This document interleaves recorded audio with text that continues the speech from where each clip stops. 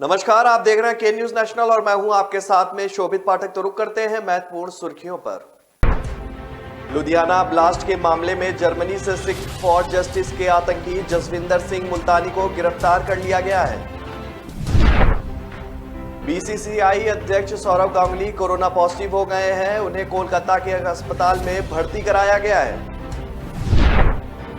रायपुर की धर्म संसद में महात्मा गांधी को गाली देने के बाद देश भर में बहस की वजह बने महाराष्ट्र के संत कालीचरण का नया बयान सामने आया। पश्चिम बंगाल की सीएम ममता बनर्जी ने मदर टेरेसा के मिशन रीच ऑफ चैरिटी के सभी बैंक खातों के सील होने पर हैरानी जताई। लुधियाना ब्लास्ट के मामले में जर्मनी से सिख फॉर जस्टिस के आतंकी जसविंदर सिंह मुल्तानी को गिरफ्तार कर लिया गया है। मुल्तानी को संघीय पुलिस ने मध्य जर्मनी के एरफस्ट से पकड़ा है और लुधियाना बम धमाके की शुरुआती जांच में ही मुल्तानी का नाम सामने आ गया है, जिसने पाक खुफिया एजेंसी आईएसआई और पाकिस्तान में बैठे गैंगस्टर हरविंदर सिंह रिंदा के जरिए लुधियाना बम धमाके की साजिश रची। मुल्तानी से पूछताछ के लिए भारतीय जांच एजेंसियां जल्द ही जर्मनी जा सकती हैं। लुधियाना धमाके के लिए पंजाब पुलिस के बर्खास्त हेड कांस्टेबल गगनदीप सिंह को जरिया बनाया गया। शुरुआती जांच में यह भी पता चला है कि मुल्तानी दिल्ली और मुंबई में भी धमाके की साजिश रच रहा था, जिसके बाद केंद्र सरकार की अपील पर उसे गिरफ्तार कर लिया गया। मुल्तानी पर खालिस्तान समर्थक होने का भी आरोप है। पाकिस्तान के जरिए पंजाब बॉर्डर से भारत में हथियार और नशा तस्करी करवाने का भी आरोप है। लुधियाना कोर्ट कॉम्प्लेक्स में हुए धमाके की शुरुआती जांच में ही केंद्र और पंजाब की एजेंसियों को पता चल चुका था कि इसकी साजिश मुल्तानी और रिंदा ने रची है। इसके जरिए पंजाब को चुनाव से पहले अस्थिर करना था। मुल्तानी पंजाब में होशियारपुर जिले के गांव मसूरपुर का रहने वाला है। मुल्तानी पाकिस्तान में अपने नेटवर्क के जरिए भारत में पंजाब के रास्ते हथियार और ड्रग्स तस्करी करवा रहा था। हथियार तस्करी के पीछे भारत में बम धमाके करने की साजिश रची गई। रिंदा ए+ कैटेगरी का गैंगस्टर है, जो पंजाब के अलावा महाराष्ट्र, चंडीगढ़, हरियाणा और पश्चिम बंगाल में भी वांटेड है। उसके खिलाफ 10 मर्डर, 6 अटेम्प्ट टू मर्डर और 7 डकैती के अलावा आर्म एक्ट, फिरौती, ड्रग्स तस्करी समेत संगीन जुर्म के जो हैं वो 30 केस दर्ज है। रिंदा 2017 में पुलिस के हाथ से बच निकला था, जिसके बाद पता चला कि वह पाकिस्तान चला गया। बीसीसीआई अध्यक्ष सौरव गांगुली कोरोना पॉजिटिव हो गए हैं। रिपोर्ट के मुताबिक उन्हें कोलकाता के एक अस्पताल में भर्ती कराया गया है। सौरव की टेस्ट रिपोर्ट सोमवार रात को पॉजिटिव आई। इसी साल जनवरी में गांगुली को हार्ट अटैक आया था, जिसके बाद उनकी एंजियोप्लास्टी की गई थी। एंजियोप्लास्टी के कुछ दिनों बाद ही सौरव की तबीयत बिगड़ गई, तब भी उन्हें हॉस्पिटल में भर्ती करना पड़ा था और इसके बाद से ही गांगुली लगातार काम कर रहे थे। देश में ओमिक्रॉन का संक्रमण तेजी से फैल रहा है। एक दिन में सबसे ज्यादा 135 मामले दर्ज हुए हैं, जिससे कुल मरीजों की संख्या बढ़कर 670 हो गई है। सोमवार को गोवा और मणिपुर में भी ओमिक्रॉन ने दस्तक दी है। दोनों राज्यों में कल एक मरीज मिले। ओमिक्रॉन अब तक 20 राज्य केंद्र शासित प्रदेशों में फैल चुका है। दिल्ली में बीते दिन ओमिक्रॉन के रिकॉर्ड 63 केस दर्ज हुए हैं। इसके अलावा महाराष्ट्र में 26, गुजरात में 24, तेलंगाना में 12, राजस्थान में 3, उत्तराखंड में 3 और हरियाणा में 2 नए मामले मिले हैं। ओमिक्रॉन के बढ़ते मामलों के बीच दुनिया भर में फ्लाइट्स के कैंसिल होने का भी सिलसिला जारी है। सोमवार को करीब 2100 उड़ानें रद्द हुई, जिसमें 700 अमेरिका की हैं। रिपोर्ट की माने तो क्रिसमस के छुट्टी के दौरान शनिवार और रविवार को यूएस की 2300 उड़ानें रद्द की गई थी। वहीं दुनिया भर में इस दौरान 3500 फ्लाइट्स कैंसिल की गई हैं। रायपुर की धर्म संसद में महात्मा गांधी को गाली देने के बाद देश भर में बहस की वजह बने महाराष्ट्र के संत कालीचरण का नया बयान सामने आया है। इसमें वो कह रहे हैं कि गांधी को अपशब्द कहने के लिए मुझ पर एफआईआर हुई है, मुझे उसका कोई पश्चाताप नहीं है। मैं गांधी से नफरत करता हूं, मेरे हृदय में गांधी के प्रति तिरस्कार है। अपने ताजा बयान में कालीचरण ने गोडसे को महात्मा बताते हुए कहा कि मैं गोडसे का कोटि कोटि नमस्कार करता हूं, उनके चरणों में मेरा साष्टांग प्रणाम है। रायपुर की धर्म संसद में महात्मा गांधी के लिए मंच में से जो है अपशब्द कहे गए थे। कालीचरण इसके बाद फरार हो गए थे। सोमवार को ही आधी रात कालीचरण ने इस पूरे मामले को लेकर अपना पक्ष रखते हुए एक वीडियो जारी किया। फिर से लगभग वैसी ही बातों को लेकर उन्होंने कहा कि उन्होंने जो किया वो सही किया, जिसकी वजह से उन पर केस दर्ज किया गया है वो ठीक नहीं है। लगभग 8 मिनट 51 सेकंड के इस वीडियो में कालीचरण कई तरह की बातें करते हुए दिख रहे हैं। उन्होंने कहा कि गांधी की वजह से ही सरदार वल्लभ भाई पटेल देश के प्रधानमंत्री नहीं बने। अगर सरदार वल्लभ भाई पटेल प्रधान बनते तो आज भारत अमेरिका से बड़ी पावर बन सकता था। कालीचरण ने महात्मा गांधी पर वंशवाद को बढ़ावा देने, भगत सिंह राजगुरु की फांसी न रुकवाने जैसे भी आरोप लगाए। वीडियो में कालीचरण ने कहा कि कोई राष्ट्र का पिता नहीं हो सकता, राष्ट्रपिता बनाना ही है तो छत्रपति शिवाजी, राणा प्रताप और सरदार पटेल जैसे लोगों को बनाना चाहिए, जिन्होंने राष्ट्रकुल को एकत्र करने का काम किया है। गांधी को देश का बंटवारा करने का जिम्मेदार भी उन्होंने बताया।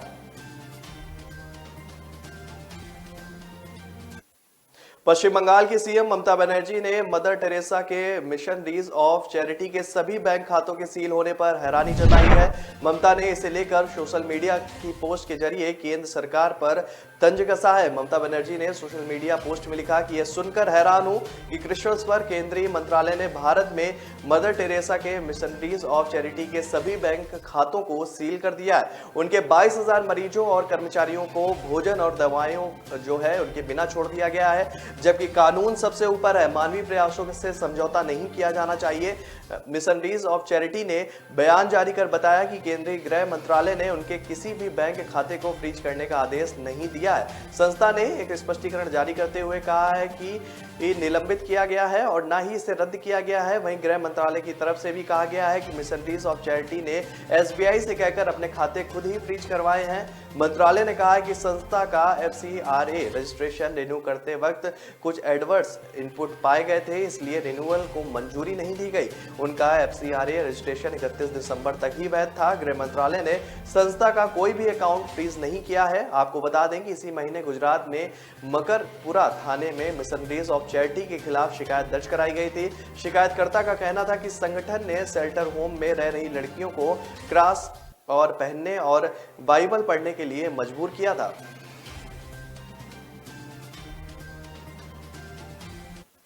ब्रेक पर जाने से पहले रुक करते हैं अब तक की महत्वपूर्ण सुर्खियों पर। पीएम नरेंद्र मोदी कानपुर में मेट्रो की लोगों को देंगे सौगात। दिसंबर के 22 दिनों में पीएम का यह 7वां यूपी दौरा है। लुधियाना ब्लास्ट के मामले में जर्मनी से सिख फॉर जस्टिस के आतंकी जसविंदर सिंह मुल्तानी को गिरफ्तार कर लिया गया है।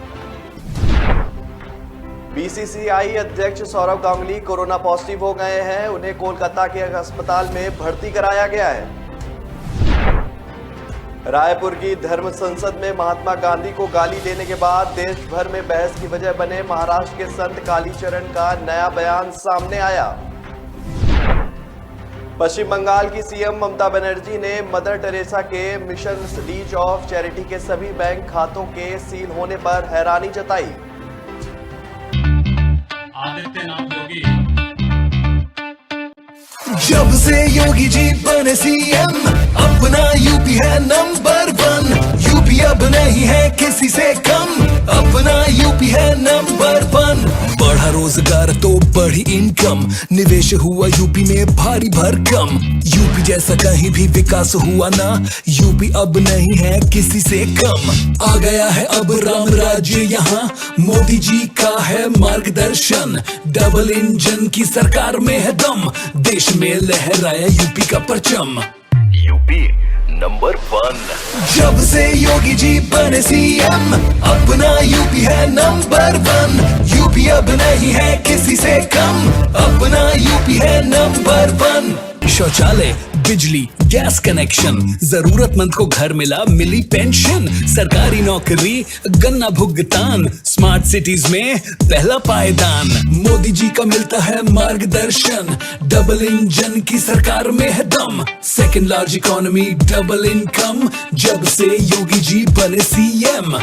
UP number 1। जब से योगी जी बने सीएम अपना यूपी है नंबर 1। यूपी अब नहीं है किसी से कम, अपना यूपी है नंबर 1।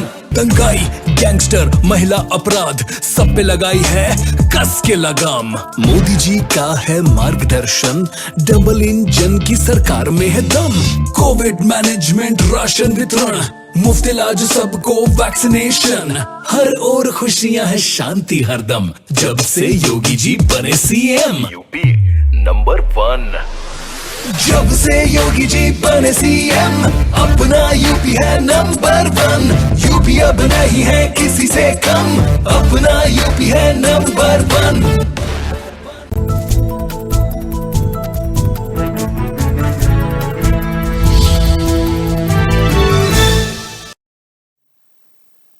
ब्रेक के बाद फिर स्वागत है आपका। रुक करते हैं आगे की खबरों पर। हरियाणा में भारतीय जनता पार्टी और जननायक जनता पार्टी वाली गठबंधन सरकार का मंत्रिमंडल विस्तार मंगलवार को यानी कि आज शाम को 4 बजे होगा। इसे लेकर हरियाणा के सीएम मनोहर लाल ने राज्यपाल से सोमवार को मुलाकात की। हरियाणा विधानसभा में कुल 90 सीटें हैं और इस लिहाज से यहां अधिकतम 14 मंत्री बन सकते हैं। मौजूदा समय में प्रदेश मंत्रिमंडल में सीएम मनोहर लाल और डिप्टी सीएम दुष्यंत चौटाला समेत 12 मंत्री हैं। भाजपा के 40 विधायक हैं। 40 में से सीएम सहित भाजपा के 9 मंत्री हैं, जबकि एक निर्दलीय विधायक रणजीत सिंह भी मंत्रिमंडल में शामिल है। वहीं जजपा से डिप्टी सीएम दुष्यंत चौटाला और राज्य मंत्री अनूप धानक हैं। मंत्रिमंडल में एक कैबिनेट और एक राज्य पद खाली है। कैबिनेट मंत्री पद जजपा कोटे और राज्य मंत्री पद का भाजपा कोटे का पद खाली है। मंत्रिमंडल विस्तार में जातिगत समीकरणों को ध्यान में रखा जाएगा। जजपा कोटे के खाली पड़े पद पर टोहाना के विधायक देवेंद्र बलबली और मंत्री बनना उनका तय है। देवेंद्र बबली की जीत बड़ी थी, मगर तत्कालीन भाजपा अध्यक्ष सुभाष बराला की हार ही बबली के मंत्री बनने में रोड़ा बन गई थी। दूसरी ओर भाजपा कोटे से अग्रवाल समाज का कोई विधायक अभी तक मंत्री नहीं है। ऐसे में भाजपा कोटे से हिसार के विधायक कमल गुप्ता को मंत्रिमंडल में जो है शामिल किया जा सकता है। हरियाणा के विधानसभा अध्यक्ष और पंचकुला के विधायक ज्ञान चंद्र गुप्ता भी मंत्री पद के इच्छुक हैं। अगर ज्ञानचंद गुप्ता को मंत्री बनाया जाता है तो स्पीकर की कुर्सी कमल गुप्ता को मिल सकती है, परंतु इसके आसार बहुत कम है, क्योंकि भाजपा के कोटे में राज्य मंत्री का पद खाली है, जबकि विधानसभा अध्यक्ष का रैंक कैबिनेट मंत्री के बराबर होता है। ऐसे में ज्ञानचंद गुप्ता और राज्य मंत्री बनने के आसार कम है। इससे पहले हरियाणा के 3 मौजूदा मंत्रियों की छुट्टी की भी चर्चाएं थी, मगर भाजपा हाईकमान की ओर से अनुमति नहीं मिली। केंद्र सरकार और चुनाव आयोग ने ओमिक्रॉन के बढ़ते मामलों के बीच अगले साल यूपी समेत 5 राज्यों में होने वाले विधानसभा चुनाव के टालने के मूड में जो है वो नहीं है। केंद्रीय स्वास्थ्य सचिव राजेश भूषण ने 5 राज्यों उत्तराखंड, गोवा, मणिपुर, यूपी और पंजाब के साथ एक उच्च स्तरीय बैठक की, जिसमें इन राज्यों में वैक्सीनेशन और टेस्टिंग बढ़ाने के निर्देश दिए गए। चुनाव आयोग ने सोमवार को दिल्ली में चुनावी राज्यों के स्वास्थ्य सचिवों के साथ बैठक की। सूत्रों के मुताबिक उत्तर प्रदेश समेत 5 राज्यों में विधानसभा चुनाव तय समय पर ही कराए जाने पर विचार किया जा रहा है। हालांकि इस पर आखिरी फैसला जनवरी के पहले हफ्ते में होने वाली बैठक में लिया जा सकता है। सूत्रों के मुताबिक चुनाव आयोग अपने शेड्यूल पर टिका रहना चाहता है। आयोग ने चुनावी राज्यों उत्तर प्रदेश, उत्तराखंड, गोवा, पंजाब और मणिपुर के स्वास्थ्य सचिवों के साथ ओमिक्रॉन के बढ़ते मामलों पर भी चर्चा की है। इन राज्यों में वैक्सीन कवरेज और ओमिक्रॉन केसेज का आंकड़ा भी मांगा है। वहीं केंद्रीय स्वास्थ्य सचिव राजेश भूषण, स्वास्थ्य एवं परिवार कल्याण मंत्रालय के वरिष्ठ अधिकारी ने चुनाव आयोग को कोरोना के हालातों के बारे में बताया। अब राज्यों को यह भी बताना होगा कि वे केंद्र के साथ मिलकर क्या काम कर रहे हैं। इसी के रिपोर्ट के आधार पर जनवरी के पहले हफ्ते में बैठक की जाएगी। पंजाब कांग्रेस के प्रधान नवजोत सिद्धू के पुलिस पर दिए गए आपत्तिजनक बयान पर अब पूर्व सीएम कैप्टन अमरिंदर सिंह भी भड़क उठे हैं। उन्होंने कहा कि 1700 पुलिस कर्मचारियों ने अपनी जिंदगी गंवाकर पंजाब को आतंकवाद के काले दौर से बाहर निकाला। यह दुखद है कि अब पंजाब कांग्रेस के नेता और खासकर प्रधान वर्दी वालों का मजाक उड़ा रहे हैं। उन्होंने अपमानित किया जा रहा है। और वहीं चंडीगढ़ पुलिस के डीएसपी, जालंधर पुलिस के सब इंस्पेक्टर के बाद अमृतसर के कांस्टेबल ने सिद्धू के आपत्तिजनक बोल पर कड़ा विरोध जताया है। कांस्टेबल संदीप सिंह ने कहा है कि वह सिद्धू को चैलेंज करते हैं कि वह मुझे दबका कर मारकर दिखाएं और पैंट गीली होना तो दूर, मेरे चेहरे पर पसीना तक नहीं आएगा। इससे पहले चंडीगढ़ के डीएसपी दिलशेर चंदेल सिद्धू को मानहानि का नोटिस भेजकर 21 दिन में माफी मांगने को भी कह चुके हैं। कैप्टन अमरिंदर सिंह ने कहा कि एक नेता को इज्जत पाने के लिए इज्जत देनी भी चाहिए। उन्होंने कहा कि कांग्रेस नेताओं के कहने पर पंजाब पुलिस के अफसरों को रोजाना ट्रांसफर किया जा रहा है। राज्य के गृह मंत्री को यह जानना चाहिए कि इससे पुलिस फोर्स का मनोबल गिरता है। यही नहीं, इससे भी यह संदेश जाता है कि कांग्रेस के नेताओं को पुलिस वालों पर कोई भरोसा नहीं है। कैप्टन ने इंडियन मिलिट्री एकेडमी के पुराने पदाधिकारी की बात भी कही, जिस फोर्स को आप कमांड कर रहे हो उसकी भलाई और सुरक्षा पहले आती है और आपका आराम बाद में। उन्होंने कहा कि पंजाब सरकार को इसे समझना चाहिए।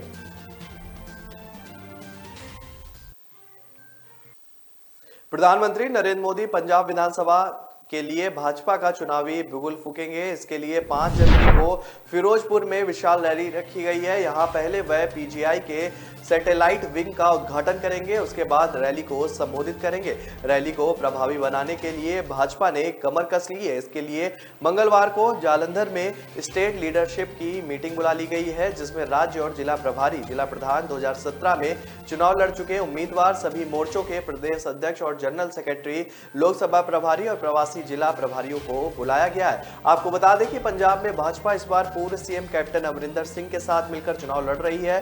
फिरोजपुर में होने वाली रैली में कैप्टन अमरिंदर सिंह भी भाजपा के मंच पर दिखेंगे और इसके अलावा सियत संयुक्त के नेता सुखदेव ढींडसा भी रैली का हिस्सा बनेंगे। भाजपा पहली बार अकाली दल से अलग होकर चुनाव लड़ रही है, इसलिए उन पर यहां भीड़ जुटाने का भी भारी दबाव होना तय है। इसी वजह से सभी बड़े नेताओं को भीड़ इकट्ठी करने की जिम्मेदारी सौंपी जाएगी। जालंधर में भाजपा ने प्रदेश चुनाव ऑफिस बनाया है, वहीं से इसकी पूरी रणनीति तैयार की जाएगी। पंजाब चुनाव से पहले चंडीगढ़ नगर निगम में मिली जीत से आम आदमी पार्टी अति उत्साहित हो गई है। आपने 4 घंटे के भीतर ही 3 प्रेस कॉन्फ्रेंस कर डाली। आखिर प्रेस कॉन्फ्रेंस करने के लिए दिल्ली के डिप्टी सीएम मनीष सिसोदिया चंडीगढ़ पहुंचे। यहां उन्होंने दावा किया कि चंडीगढ़ ने उनके हक में फतवा दिया है, इसलिए यहां उन्हें उनका ही मेयर बनेगा। फिलहाल कांग्रेस से गठजोड़ को लेकर उन्होंने स्थिति स्पष्ट नहीं की है। चंडीगढ़ में चुनावी जीत का पता चलते ही आप पंजाब के सह प्रभारी राघव चड्ढा ने प्रेस कॉन्फ्रेंस बुलाई। उन्होंने कहा कि चंडीगढ़ तो सिर्फ ट्रेलर है और अभी असली फिल्म जो है वो पंजाब से आनी बाकी है। कुछ घंटे बाद आपके पंजाब प्रधान सांसद भगवत मान भी चड्ढा के साथ कॉन्फ्रेंस करने पहुंचे। वहां मान ने दावा किया कि चंडीगढ़ के नेताओं और नतीजों से पंजाब में जीत जो मिली है उसकी सभी को शुभकामनाएं। उन्होंने दावा किया कि पंजाब में पहले ही आपके हक में मन बन चुका है, लोग तो चुनाव का इंतजार कर रहे हैं। इस दौरान उन्होंने मोहाली के पूर्व मेयर कुलवंत सिंह का भी आप में स्वागत किया। अंत में भगवंत मान को साथ लेकर मनीष सिसोदिया आए। उन्होंने कहा कि चंडीगढ़ की जनता ने गवर्नेंस के केजरीवाल मॉडल पर मुहर लगाई है, अब इसका असर पंजाब में भी दिखेगा। चंडीगढ़ नगर निगम में सत्ता से बाहर होने के बावजूद भाजपा की आस बरकरार है। इस चुनाव में भाजपा से निगम के मेयर रहे 3 नेता हार गए। इसके बावजूद भाजपा के चंडीगढ़ प्रधान अरुण सूद ने कहा कि उन्हें 14 सीटें मिली हैं, वह भी नगर निगम में फिर से मेयर बनाने की कोशिश करेंगे। उन्होंने दावा किया कि आप भले ही ज्यादा सीटें जीत चुकी हो, लेकिन उनका वोट शेयर ज्यादा है। ब्रेक पर जाने से पहले रुक करते हैं अब तक की महत्वपूर्ण सुर्खियों पर। पीएम नरेंद्र मोदी कानपुर में मेट्रो की लोगों को देंगे सौगात। दिसंबर के 22 दिनों में पीएम का यह 7वां यूपी दौरा है। लुधियाना ब्लास्ट के मामले में जर्मनी से सिख फॉर जस्टिस के आतंकी जसविंदर सिंह मुल्तानी को गिरफ्तार कर लिया गया है। बीसीसीआई अध्यक्ष सौरव गांगुली कोरोना पॉजिटिव हो गए हैं, उन्हें कोलकाता के एक अस्पताल में भर्ती कराया गया है। रायपुर की धर्म संसद में महात्मा गांधी को गाली देने के बाद देश भर में बहस की वजह बने महाराष्ट्र के संत कालीचरण का नया बयान सामने आया। पश्चिम बंगाल की सीएम ममता बनर्जी ने मदर टेरेसा के मिशन रीच ऑफ चैरिटी के सभी बैंक खातों के सील होने पर हैरानी जताई। हथेली पे रख ले है नहीं नवेली, तू लाखों संभाले चला चल चला चल, तू मीठे पलों को बांटे चला चल, उम्र को तू पल पल भुलाता चला चल। ये बातें नहीं है सपने किसी के, तू नाजों से पाले चला चल चला चल। सफर है जो लंबा, होठों पे अपने एक नगमा सजाए चला चल चला चल। Force Traveler, celebrate every journey. Break के बाद फिर स्वागत है आपका। रुक करते हैं आगे की खबरों पर। पटना बीजेपी ऑफिस के सामने पुलिस ने महिला और बच्चों पर लाठीचार्ज किया। वार्ड सचिव अपनी मांग को लेकर कई दिनों से गर्दनीबाग धरना दे रहे थे। आज अपनी मांग को लेकर वो बीजेपी ऑफिस का घेराव करने वाले थे। जानकारी के मुताबिक पुलिस ने लाठीचार्ज, आंसू गैस के गोले और पानी की बौछार कर भीड़ को हटाने का प्रयास किया तो आंदोलनकारियों ने भी पुलिस वाहन पर पथराव करना शुरू कर दिया। इसके बाद पूरा इलाका रण क्षेत्र में बदल गया। आपको बता दें कि लाठीचार्ज के दौरान पुलिस ने महिला बच्चों तक को नहीं छोड़ा, सबको पीटा। इससे कुछ लोगों को चोटें भी आई हैं, कई गाड़ियों के शीशे भी फूट गए। एएसआई उमाकांत प्रसाद को भीड़ ने घेर लिया और बहुत बुरी तरह से पीटा। बचाव के लिए एएसआई को पिस्टल निकालना पड़ा, फिर बैकअप में पुलिस फोर्स आई तो उनकी जान बच सकी। आज सुबह वार्ड सचिव संघ अपनी मांगों को लेकर धरने के 14वें दिन गर्दनीबाग से बीजेपी ऑफिस पहुंचे थे। ऑफिस का घेराव कर सैकड़ों की संख्या में वार्ड सचिव वहीं धरने पर बैठ गए। इससे स्थिति तनावपूर्ण हो गई। संघ के सदस्यों की मांग थी कि सरकार की ओर से कोई हमला जो है हमसे मिलेगा और उसके बाद ही वो यहां से जाएंगे। उपराज्यपाल मनोज सिन्हा ने सोमवार को कहा कि केंद्र शासित प्रदेश में सशस्त्र बल अधिनियम की समीक्षा के लिए समिति गठित करने की कोई जरूरत नहीं है। सिन्हा ने एक सवाल के जवाब में यह कहा। उनसे पूछा गया था कि क्या उन्हें जम्मू कश्मीर को आपसा की समीक्षा या उसे निरस्त करने के लिए समिति गठित करने की जरूरत महसूस हो रही है, तो सिन्हा ने कहा कि इस बारे में चिंता नहीं करें, मैं इस पर गौर कर रहा हूं। मुझे नहीं लगता कि इसकी कोई जरूरत है या ऐसी कोई जरूरत फिलहाल आगे आने वाली है। सिन्हा ने केंद्र शासित प्रदेश में जनसांख्यिकीय में बदलाव होने के बारे में कुछ नेताओं की शंका को भी सिरे से खारिज कर दिया। उन्होंने कहा कि मैं इसे सिरे से खारिज करता हूं, मैं नेताओं के बयान पर प्रतिक्रिया नहीं दूंगा। आपको बता दें कि केंद्र ने नागालैंड में आपसा हटाने की संभावना की पड़ताल के लिए शनिवार को एक उच्च स्तरीय समिति गठित की। नागालैंड में सुरक्षा बलों की गोलीबारी में 14 नागरिकों की मौत के बाद तनाव बढ़ने के मद्देनजर संभवतः यह कदम उठाया गया है। भारत के रजिस्ट्रार जनरल और जनगणना आयुक्त विवेक जोशी 5 सदस्यीय समिति का नेतृत्व करेंगे, जबकि केंद्रीय गृह मंत्रालय में अतिरिक्त सचिव पीयूष गोयल समिति के सदस्य सचिव होंगे। एक सरकारी अधिकारी ने बताया कि समिति के अन्य सदस्य नागालैंड के मुख्य सचिव और डीजीपी और असम राइफल्स के डीजीपी हैं। अरुण जेटली अपने समय के एक प्रमुख नेता ही नहीं बल्कि देश के कुछ खास वित्त मंत्रियों में से एक के तौर पर याद किए जाते हैं। बेशक वे देश के बड़े राजनीतिक परिवर्तन काल के नेता रहे, लेकिन इस दौर में भी देश ऐसे आर्थिक और राजनीतिक बदलाव का गवाह रहा जिसमें जेटली की एक बड़ी भूमिका रही। 28 दिसंबर उनका जन्मदिन है। वे हमेशा ही एक कुशल वक्ता, वकील, राजनेता, दोस्तों के लिए हमेशा सहायता के लिए तत्पर और एक बेहतरीन समन्वय वाले नेता के रूप में जाने जाते हैं।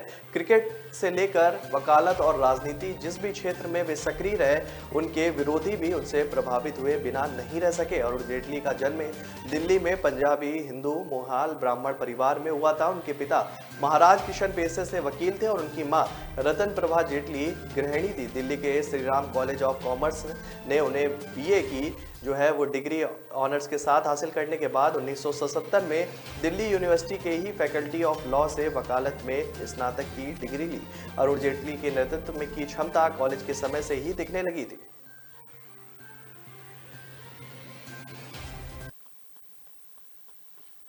Federation of all India medical association ने 29 दिसंबर को सुबह 8 बजे से देश भर में सभी स्वास्थ्य सेवाओं को पूरी तरह से बंद करने का आह्वान किया है। दरअसल नीट पीजी 2021 काउंसलिंग में देरी को लेकर दिल्ली में बड़ी संख्या में रेजिडेंट डॉक्टरों ने प्रदर्शन किया और इसी दौरान सड़कों पर पुलिस और डॉक्टरों के बीच झड़प भी हो गई। दोनों पक्षों का दावा है कि उनकी ओर से कई लोग घायल हुए हैं और कहा गया है कि वह दिल्ली पुलिस के क्रूर रवैये के विरोध में यह हड़ताल कर रहे हैं। आपको बता दें कि federation of resident doctor association पिछले कई दिनों से विरोध प्रदर्शन कर रहा है। एसोसिएशन के अध्यक्ष मनीष ने दावा किया कि बड़ी संख्या में प्रमुख अस्पतालों के रेजिडेंट डॉक्टरों ने शाम होते ही सोमवार को विरोध स्वरूप प्रतीकात्मक तौर पर अपना प्रण वापस कर दिया है। राष्ट्रीय राजधानी दिल्ली में डॉक्टरों का आंदोलन जारी है रहने से केंद्र द्वारा संचालित 3 अस्पताल सफदरजंग, RML और लेडी हार्डिंग अस्पतालों के साथ ही दिल्ली सरकार के कुछ अस्पतालों में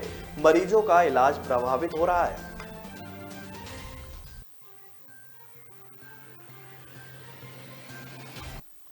दिल्ली हाईकोर्ट ने व्हाट्सएप ग्रुप के जरिए अखबार के ई पेपर प्रसारित करने पर तत्काल प्रभाव से रोक लगा दी है। ई पेपर्स को व्हाट्सएप ग्रुप के जरिए गैर कानूनी तरीके से प्रसारित करने के खिलाफ दिल्ली हाईकोर्ट में याचिका लगाई गई थी। इस पर सुनवाई करते हुए जस्टिस संजीव नरूला की बेंच ने डीबी कॉर्प लिमिटेड के पक्ष में अंतरिम आदेश पारित किया। हाईकोर्ट ने व्हाट्सएप को निर्देशित किया कि ये पेपर प्रसारित करने वाले व्हाट्सएप ग्रुप को ब्लॉक किया जाए या उन्हें बंद किया जाए। अब इस मामले में 2 मई 2022 को सुनवाई होनी है।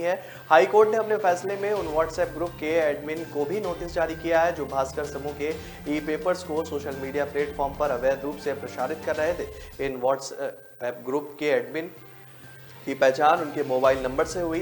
दिल्ली हाईकोर्ट ने केंद्रीय दूरसंचार विभाग और केंद्र सरकार को भी इस मामले में नोटिस जारी किया है।